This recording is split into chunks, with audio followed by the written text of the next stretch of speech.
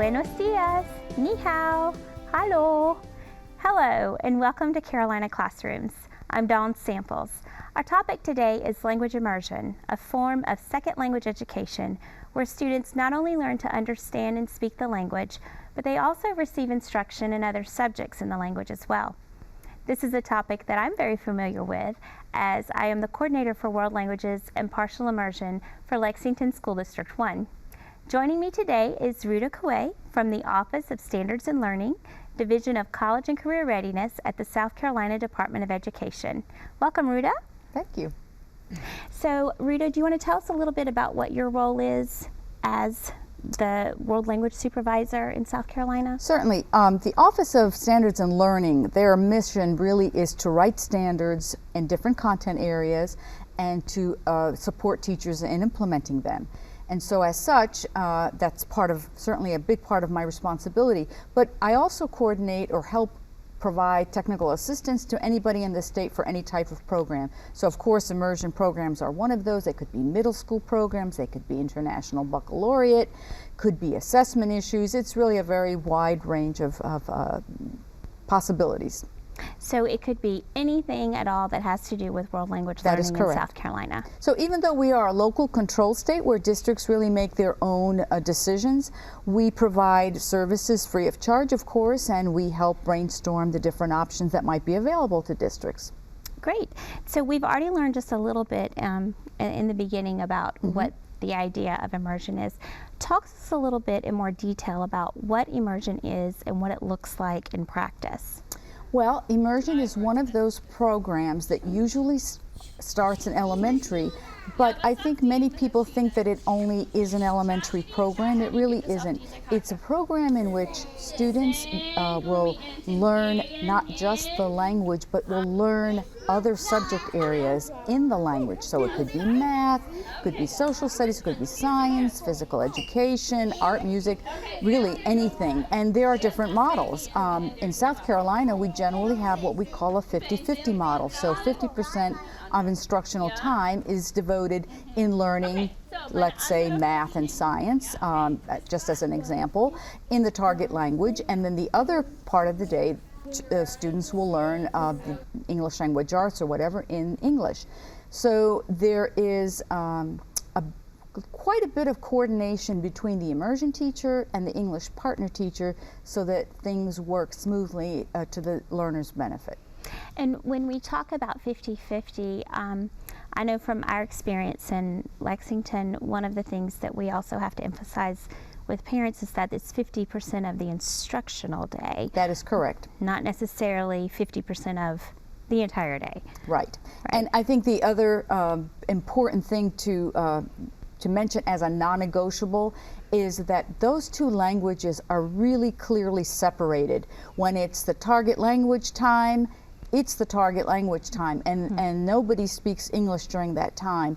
That can be a little frightening to parents in the beginning, but it really does work, and it actually helps the students to really learn the language if the teachers are doing what they're supposed to be doing and giving them lots of support. So talk to me, when would be the best ideal time for students to begin their language in an immersion setting? Well, most programs will start in kindergarten, and that's an ideal time because students are learning what school is all about anyway, as the little ones and as 5-year-olds, and that's a perfect time to learn the routines and basic vocabulary. And by the time they get to first grade, they really are prepared to enter the world of literacy, which is what any monolingual child would be doing as well. Let's take a look and just see what it looks like in the immersion language classroom. Let's. ¿Qué pasa si la fracción no está en su mínima expresión, Sofía? ¿Qué tienes que hacer? ¿Y qué se hace para simplificar?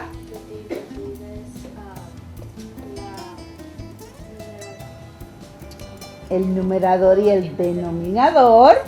¿Qué es lo que hacemos aquí, Sofía? ¿Qué es lo que representa un cuarto más un cuarto más un cuarto? Tú estás rompiendo la fracción. ¿Quién está? Ici. Nous allons combiner le jeton. Deux. Et nous avons 3. 3 jetons et 4. jetons. Ok.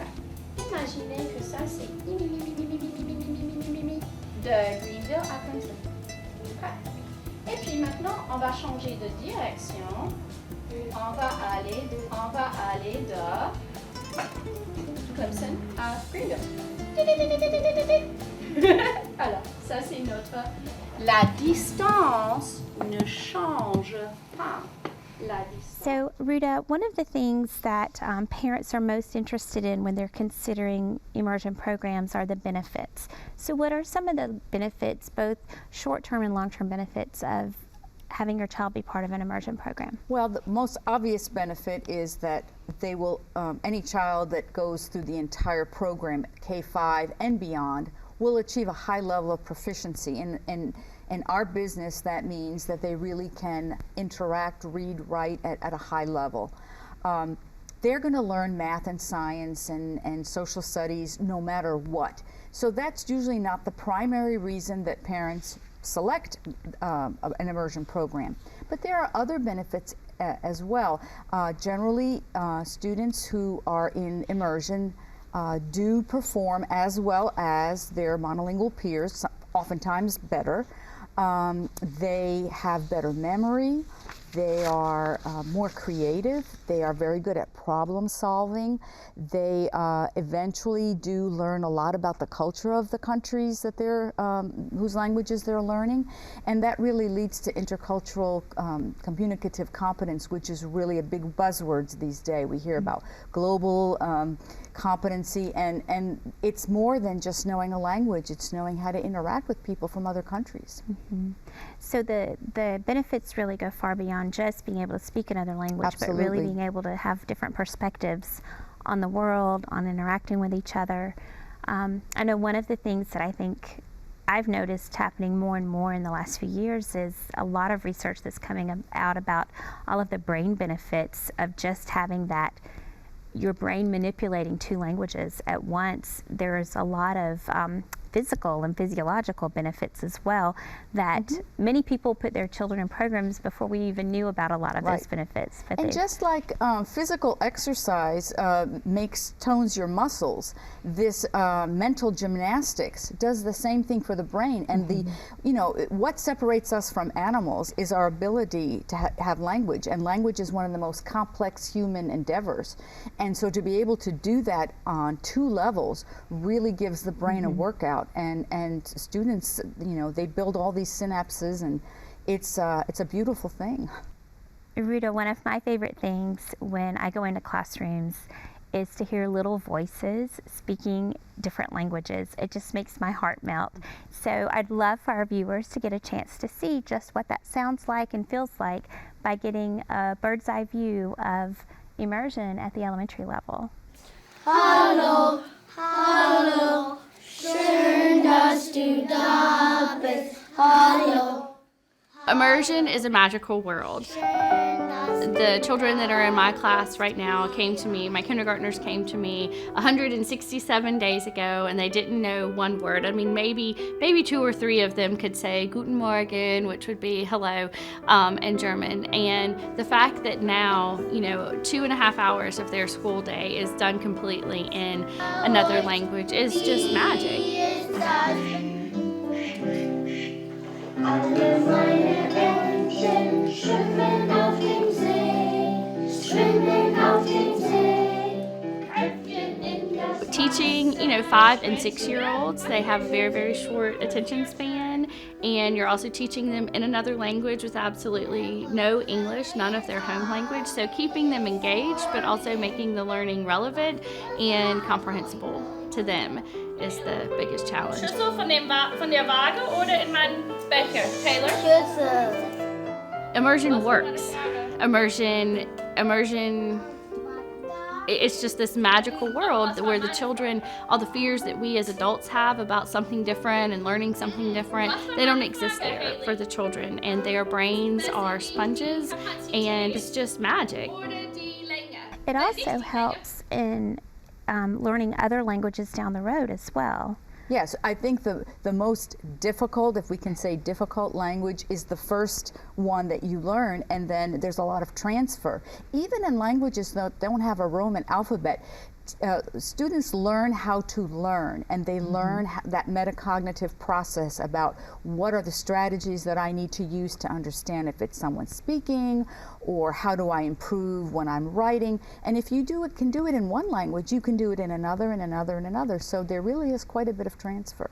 And one thing that we've noticed in our students in Lexington, and that I've also had parents comment on, is that there's also transfer from not just learning yet a third or a fourth language, but even to other content areas. The way that they process information is just different. I think students that learn in two languages are more tolerant of ambiguity, and they're a little more patient because they know that eventually they'll get it, because they're used to maybe not understanding it quite the first time.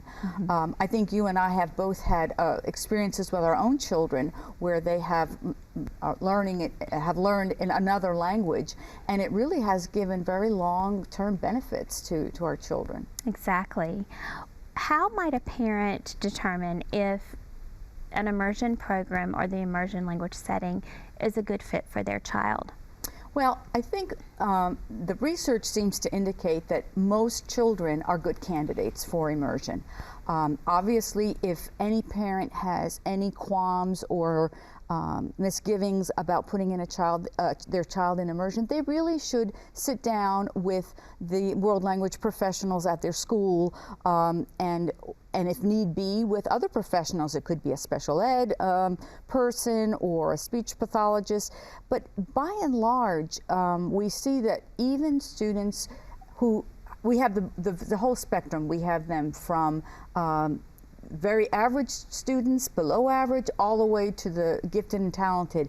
And most of them do very well. And parents who are reluctant maybe to keep their children in immersion might say, well, they'll do better or have more success if we take away the language element. But the research really doesn't support that.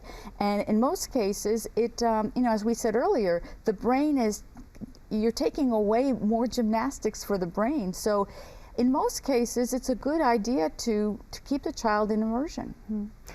So middle schoolers are a whole different ball of wax than little kindergartners in immersion, but they are a lot of fun, and they can really start to do some meaningful, fun, communicative things at the middle school level. And a lot of middle school teachers have really gone a long way to do some exciting things with our middle school students. So let's take a look and see what that looks like. Bienvenue au Collège de Meadowglen.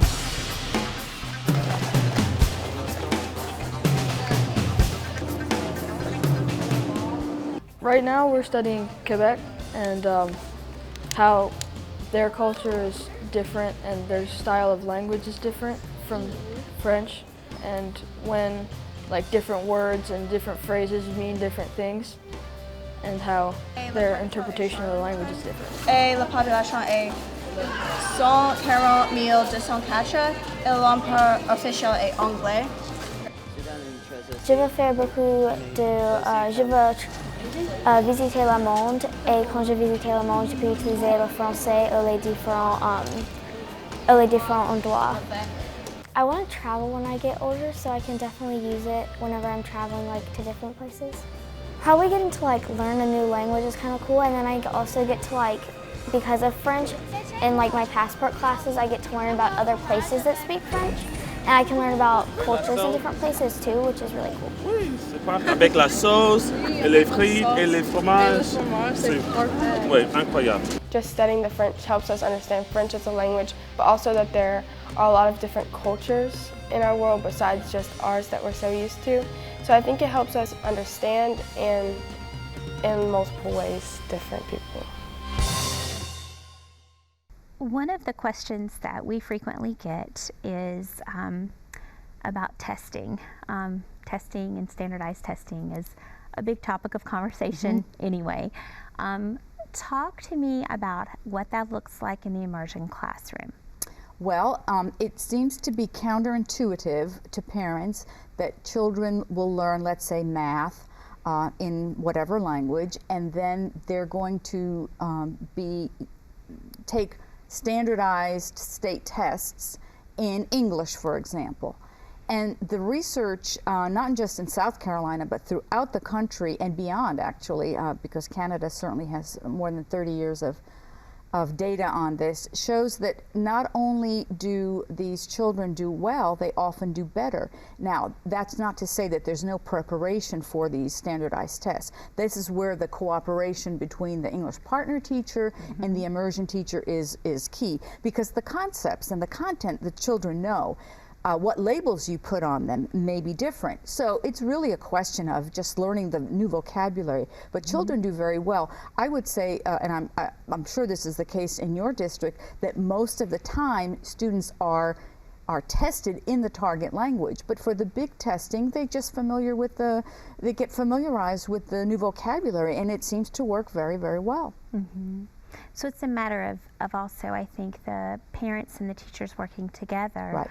I know one thing we really recommend to parents is to read to their kids in English and allow their kids to read topics or books, or be it fiction or nonfiction, around the different content that they're learning, so that they're getting that vocabulary input in English as well as in the language in the classroom. I think that's one of the basic principles of literacy in any language, that parents read, and if you're not a parent who knows the language, it doesn't matter. Let your child read to you in the target language and be attentive and be happy that they're doing so, but nothing replaces reading in your native language, which for most parents might be English, but in our state it could be other languages as well. So if a parent puts their child into kindergarten, for many parents it's their first child going into school, and it's a big moment. Your kid's going to school, big school, and that already is going to be a big adjustment. Kindergarten in and of itself is a big adjustment for kids. Certainly. Anyway, so what might parents expect their kids to come home having experienced when they start in an immersion program? Well, most of our programs in South Carolina, as I said earlier, are 50-50. So either the beginning of their morning will be in the target language, or their afternoon. But most immersion programs are very careful to rotate that so that children aren't always exposed to the morning or the afternoon, because some children are morning people just like adults, and others are not. Some schools will do that on a quarterly basis, some will do it on a weekly basis. So I think that should allay some fears. But basically children are going to be doing what they would be doing in a regular kindergarten class. And most teachers, not just kindergarten teachers, but particularly kindergarten teachers, are very good about sending home weekly newsletters and explaining exactly what they're learning. We have heard many funny stories from parents who insist on, asking their children what's different about it, and students will say, just another day at school. So that's a good answer. That means they're very, very comfortable in the setting. Well, and they really don't know anything different. Right. That is all they've ever known for kindergarten. I know my own daughter, I think, was in 2nd grade before she realized that not everyone had a day like her day. Right. She was like, do you know these other kids don't have half a day in the language? That's not right. So when parents put their child in this program, I think it might also be helpful for them to know that kindergarten is exhausting for any kindergartner. Indeed. But their little brains, like you were saying, are doing gymnastics all day, and they're going to be really tired and really challenged in the beginning, but they'll build up endurance, and they will build up skills and strategies for working through that day. And I know some of our parents have said that the kids come home and they say, that lady was talking weird all day, Mama. And they didn't understand at first, but they understand more than they realize they're understanding, I think. I think parents sometimes like to put their children on the spot, and they say, well, tell me something in Spanish or French. And children tend to freeze when you say that. So I would caution parents to not ask those very specific questions, but say, what was your day like? What did you learn? The general questions. And over time, language is very contextualized. So if they were learning about colors, that's what they're going to want to talk about. They're not going to want to just randomly express something in another language. So I would caution parents not to and not to let them think that they're not learning anything. They are. It's just not the way they heard it that day in school, so it might be a little troublesome for them. And the teachers can give them guidance as to what kinds of questions to ask that will contextualize it for the kids too. Exactly. That's a good way. One question we get a lot too is, how can I help my child if I don't speak the language? That's a big concern that parents have sometimes. And that's a legitimate concern. Again, I would always take my cues from the teacher, and the teacher will always, most teachers will have a weekly plan, so you have an idea of what students are working on, and there's no reason why you can't help them in English, let's say if it's a math problem. I wouldn't certainly read to them in the target language if it was something that I was not proficient in. But I think we should let our children show us what they want to do and what they need, rather than directing. I think that's good advice for any parent. We don't need to be doing their homework for them, but we need to be listening to them, and we need to be supported and excited about what they're learning. I think that's probably one of the most important things about immersion, that if you are anxious as a parent, you're going to transfer that anxiety to your child, and unnecessarily, because kids are very resilient. They just are. So I would love for our viewers to get a chance to see what these kids look like at the high school level, and to hear a little bit of their own reflections and their own thoughts about what their experience has been with immersion. So let's take a look at that now. I think probably the most rewarding experience was when we took a trip to Puerto Rico. When I was in the 6th grade, I had studied Spanish for about 7 years at the time. We'd always learned about this whole, like, there's another side of the world that speaks Spanish, but we had never actually gone out and seen it.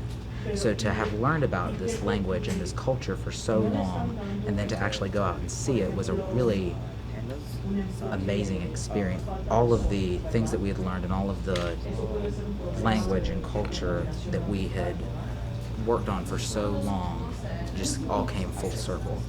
I think the most interesting thing about that trip was it was almost like a knee-jerk reaction. Like, we got off the plane and you were immediately in this whole different culture, and because we'd been learning it for so long, we immediately knew what they were saying. We knew I could hear the flight instructions in Spanish, and I knew exactly what the instructions were. I think the most rewarding experience was being able to go and see the Spanish-speaking world that I had spent so much time learning about. They've gained so many skills, not just the language skill. The elementary school teachers did an amazing job with them, and I can't state enough for them what an amazing gift, what an advantage they have over so many other people who have not had the opportunity to go through a program like this one. I know that immersion, as it grows and evolves, it changes. It doesn't always look the same at elementary school. For sure. It may look different at middle school, and then again different in high school. So what are some long-term things parents can expect from immersion? Well, that's a key issue, that after K through 5, parents are usually very savvy and they know exactly what to expect, and all of a sudden they're in middle school and everything changes. And I would venture to argue that probably happens in the monolingual classes as well. But by the time a child comes to middle school, they already have they're very comfortable in the language. And so in a middle school, it will look very different in Lexington, maybe in other districts, but basically the rule of thumb would be that there is at least one target language arts class and another content area. And the content area might be social studies in one district, it might be math in another, it might be science in another, it might be the same thing that they did in elementary school, but at a different level. So what it could be related art. It could be related arts. It could be music, art, PE, who knows. What counts is that the children are still learning in another language and at a higher level. And in the high school, generally speaking, in middle school we probably have 2 courses. In a high school, it might only be 1. We have high school state graduation requirements. That's exactly right. Are a little more difficult to wiggle around. Right.